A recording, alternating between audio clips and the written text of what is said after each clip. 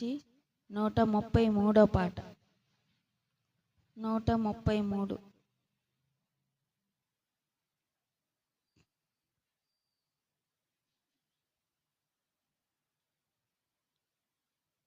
మహిమ ఘనతకు అర్హుడవు నీవే మా దైవమా.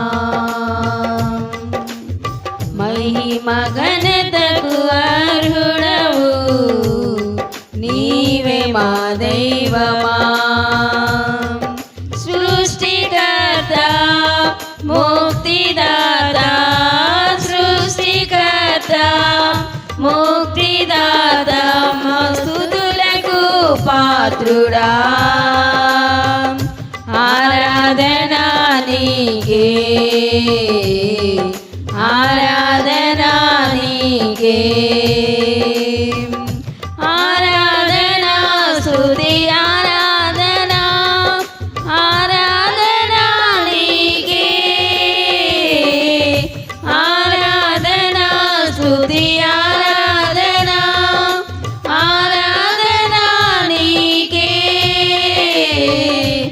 ఆరాధన నీకే, ఆరాధన నీకే. మన్నాను కురిపించినావు, బండ నుండి నీళ్ళిచ్చినావు. మన్నాను కురిపించినావు, బండ నుండి నీళ్ళిచ్చినావు. యెహోవా ఈరే చూచుకొనును, యెహోవా ఈరే చూచుకొనును, సర్వము సమకూర్చును. ఆరాధన నీకే, ఆరాధన నీకే, ఆరాధన స్తుతి ఆరాధన, ఆరాధన నీకే, ఆరాధన స్తుతి ఆరాధన, ఆరాధన నీకే, ఆరాధన నీకే, ఆరాధన నీకే. వ్యాధులను తొలగించినావు, మృతులను మరి లేపినావు. వ్యాధులను తొలగించినావు, మృతులను మరి లేపినావు. యెహోవా రాఫా స్వస్థపరచును, యెహోవా రాఫా స్వస్థపరచును, నన్ను స్వస్థపరచును. ఆరాధన నీకే, ఆరాధన నీకే, ఆరాధన స్తుతి ఆరాధన, ఆరాధన నీకే, ఆరాధన స్తుతి ఆరాధన, ఆరాధన నీకే, ఆరాధన నీకే, ఆరాధన నీకే. మహిమ ఘనతకు అర్హుడవు నీవే మా దైవమా. మహిమ ఘనతకు అర్హుడవు నీవే మా దైవమా. సృష్టికర్త ముక్తిదాత, సృష్టికర్త ముక్తిదాత, స్తుతులకు పాత్రుడా. ఆరాధన నీకే, ఆరాధన నీకే, ఆరాధన స్తుతి ఆరాధన, ఆరాధన నీకే, ఆరాధన స్తుతి ఆరాధన, ఆరాధన నీకే, ఆరాధన నీకే.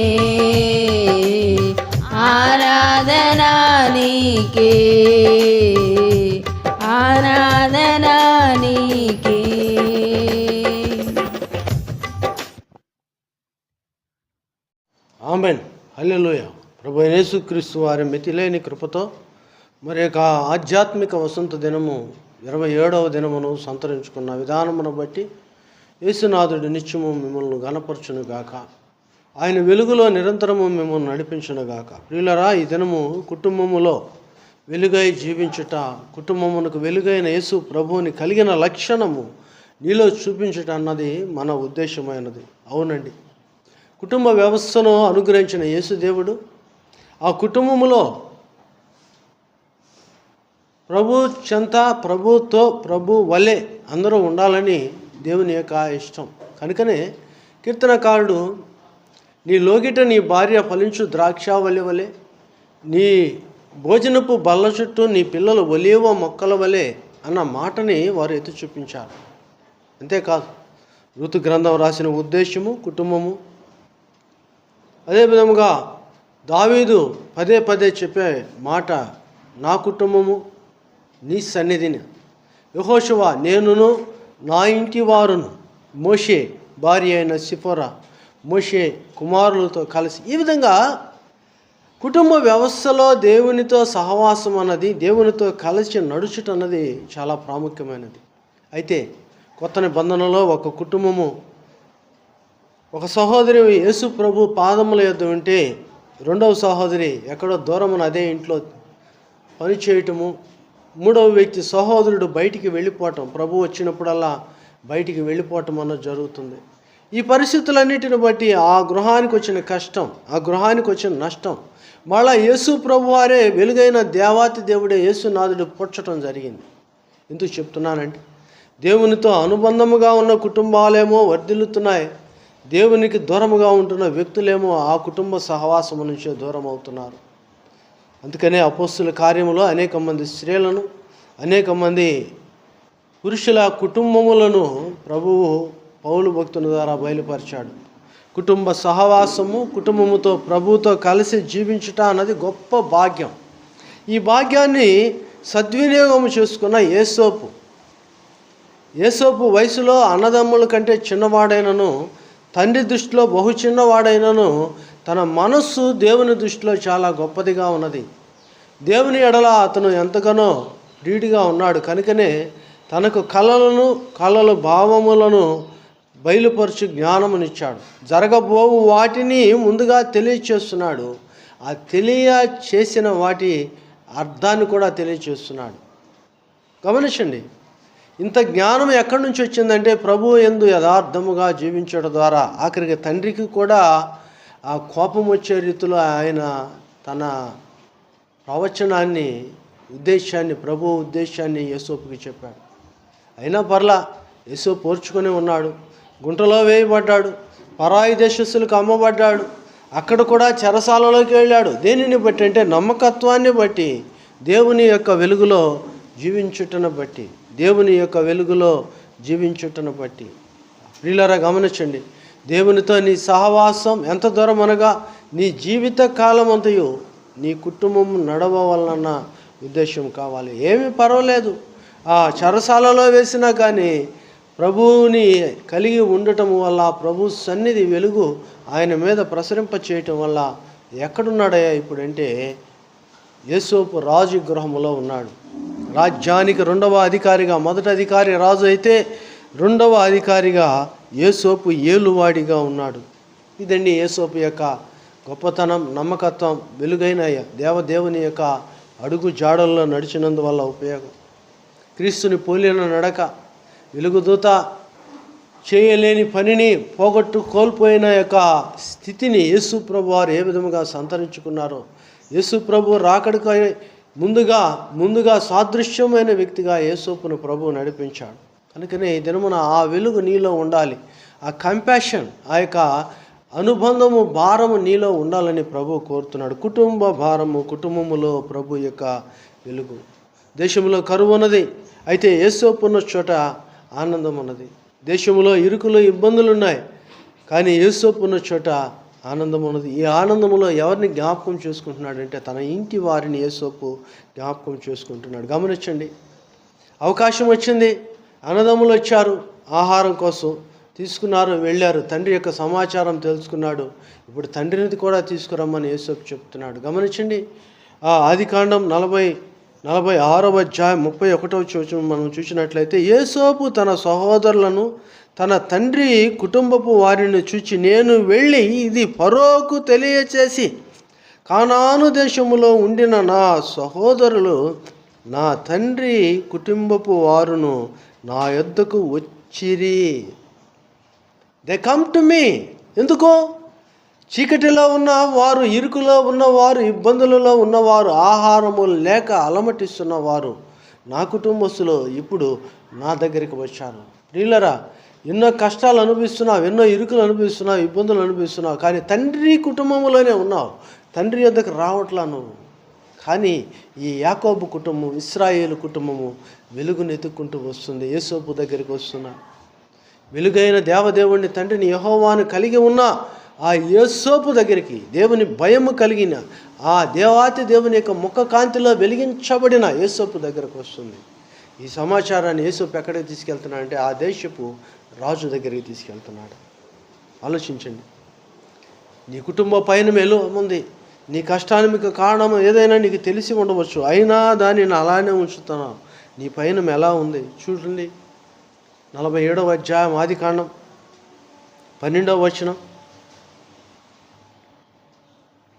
47వ అధ్యాయం ఆదికాండం 12వ వచనం. మరియు యేసోపు తన తండ్రిని, తన సహోదరులను, తన తండ్రి కుటుంబపు వారందరినీ వారి వారి లెక్కల పిల్లల లెక్క చొప్పున వారికి ఆహారం ఇచ్చి సంరక్షించను. వెలుగులో ఏముందా అంటే, వెలుగు కలిగిన కుటుంబంలో ఆహారం ఉన్నది, సంరక్షణ ఉన్నది. కుటుంబానికి ఎందుకంటే ఏమి కావాలండి? పోషణకు తిండి ఉన్నది, వాళ్ళు ప్రశాంతముగా జీవించుటకు భద్రత ఉన్నది. ఎలా? దేనిని బట్టి?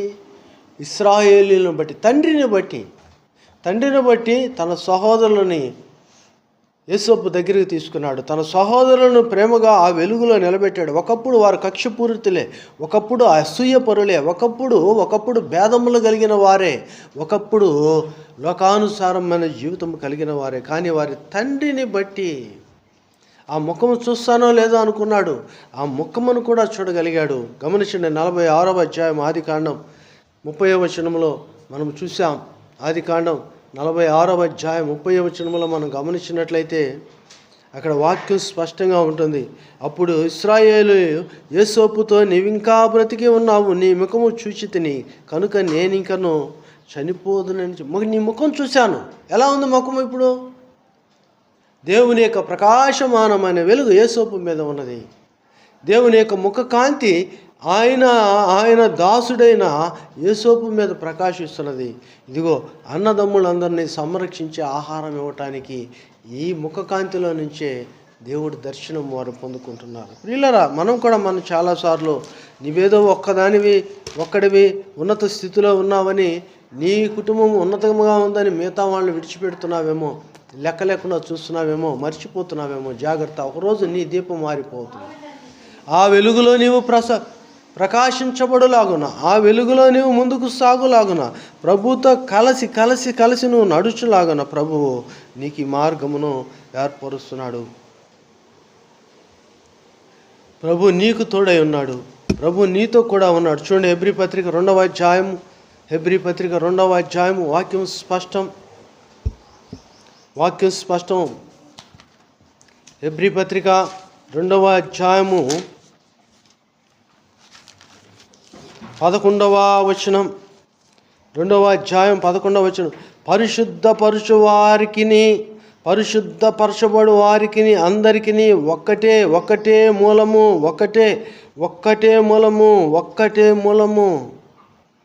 ఈ హేతువు చేతను వారికి సహోదరులని పిలుచుటకు ఆయన సిగ్గుపడక ఈ నామమును నా సహోదరులకు ప్రచురపడుతున్నని సంఘము